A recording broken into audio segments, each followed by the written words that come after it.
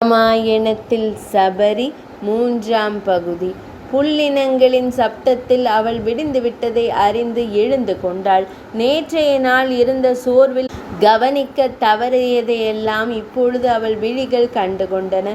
மலைச்சாரல்களை ஒட்டிய கனிகளையும் காய்களையும் தாங்கிய பல வகை மரங்களையும் அவளால் இனம் காண முடிந்தது.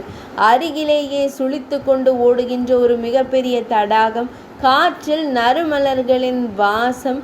இந்த சூழ்நிலை அவள் இதுவரையிலும் வாழ்ந்திருந்த சூழ்நிலைக்கு முற்றிலும் மாறுபட்டதாய் இருந்ததை அவளால் உணர முடிந்தது. சற்று நின்று சிந்தித்தாள். புறப்பட்டதிலிருந்து தண்ணீரை தவிர வேறெதுவும் ஈயாத வயிற்றை இனியும் ஏமாற்ற இயலாது என்பதை புரிந்து கொண்டவள் மலைச்சாரலில் கிடைத்த சில கிழங்கு வகைகளை கொண்டு பசியாற்றிக் கொண்டாள். தடாகத்து நீர் இனித்தது. இப்போதைக்கு இது போதும். தூரத்தில் தெரிகின்ற அந்த பழமுதிர் சோலை அவளை வா வா என்று அழைத்தது. அதை நோக்கி காலை வீசி நடந்தாள்.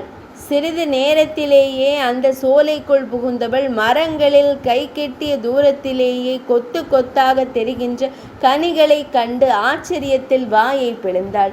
சரி, நாமும் இந்த கனிகளை கொஞ்சம் உட்கொள்ளலாம் என்று தீர்மானித்து அவள் கனிகளை பறிக்க முயற்சித்த அந்நேரம் யாரோ சிலர் நடந்து வருகின்ற சப்தம் அவள் செவிகளில் விழுந்தது. சட்டென்று தாவி மரத்தில் ஏறியவள் ஒரு கிளையில் தன்னை முழுவதுமாக மறைத்து கொண்டு வருகின்றவரை எதிர்நோக்கி காத்திருந்தாள். சற்றைக்கெல்லாம் ஜடாமுடியுடன் கூடிய ஒரு பெரியவர் கரத்தினில் மர செம்போடு கமண்டலத்தோடு வருவதையும் அவரோடு 10-15 சிறுவர்கள் வருவதையும் கண்டாள்.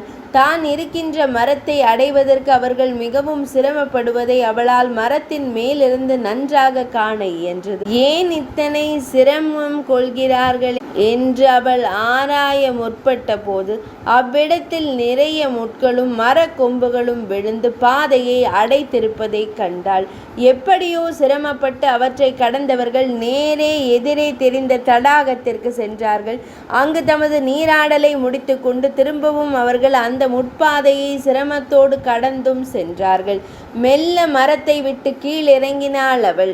நம்மால் ஆன உதவியை செய்யலாம் என்று தீர்மானித்தவள் அன்றைய பொழுது முழுவதும் சிரமப்பட்டு அந்த பாதையை சுத்தம் செய்தாள். அந்தி சாயும் நேரம் அந்த பாதை அடையாளமே தெரியாமல் மாறி போயிருந்தது. மரத்தின் கனிகளையே உட்கொண்டவள் அகன்ற ஒரு மரத்தின் கிளையில் தனது படுக்கையை அமைத்து இலை கொடிகளால் தன்னை மரத்தோடு பிணைத்து கொண்டு உறங்கியும் போனாள். நேற்று இந்த வழியில் வந்தவர்கள் அனைவரும் இன்றைக்கும் நிச்சயம் வருவார்கள் என்ற எதிர்பார்ப்பில் அதிசீக்கிரம் விழி திறந்தவள் கண் விழித்தவள் அவர்களுக்காக காத்திருக்க தொடங்கினாள். அதிக நேரம் எதிர்பார்த்திருக்க விடாமல் தூரத்தில் அவர்கள் நடந்து வருகின்ற சப்தம் அவளுக்கு துல்லியமாக கேட்டது. 3ஆம் பகுதி இனிதே நிறைவடைந்தது.